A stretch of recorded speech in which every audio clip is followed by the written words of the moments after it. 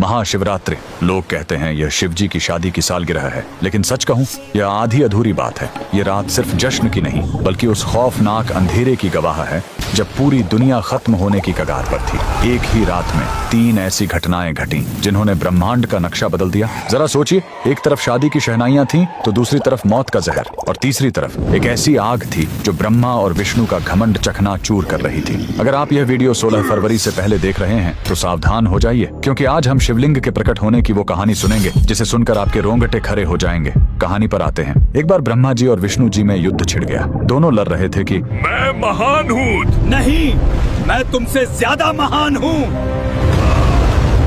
उनका यह घमंड जब दुनिया का संतुलन बिगाड़ने लगा, तब अचानक उनके बीच एक विशाल अनंत अग्नि स्तंभ प्रकट हुआ। वह आग का एक ऐसा खंभा था जिसका न कोई शुरुआत था न अंत। उस स्तंभ से एक भारी आवाज आई, जो मेरे आखिरी सिरे को खोज लेगा वही महान होगा।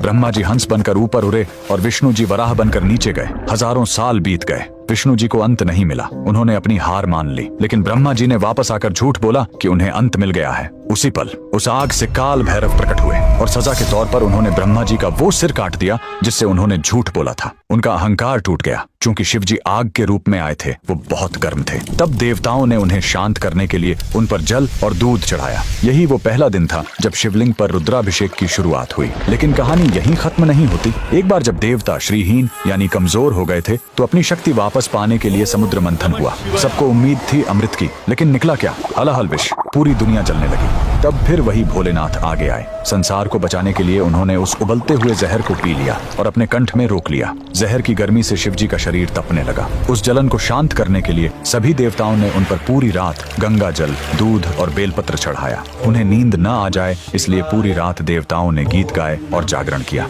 यही वजह है कि महाशिवरात्रि पर हम पूरी रात जागते हैं। लेकिन रुको, यह रात इतनी डरावनी भी नहीं है। इसी रात प्रेम की जीत भी हुई थी। जब माता सती ने अपने प्राण त्यागे थे तो शिवजी पूरी तरह टूट गए थे। वो वैरागी बन गए, दुनिया छोड़कर समाधि में चले गए। तब माता सती ने पार्वती के रूप में जन्म लिया। उन्होंने हजारों साल तक कठोर तपस्या की, सिर्फ अपने शिव को वापस पाने के लिए। आखिरकार भोलेनाथ पिघले। इसी महाशिवरात्रि की रात वो वैरागी फिर से दूल्हा बना और शिव शक्ति का मिलन हुआ। तो इस 16 फरवरी जब आप शिवलिंग पर लोटा भर जल चढ़ाएं, तो याद रखिएगा, आप उस आग को शांत कर रहे हैं और उस जहर के दर्द को कम कर रहे हैं। कमेंट में लिखें हर हर महादेव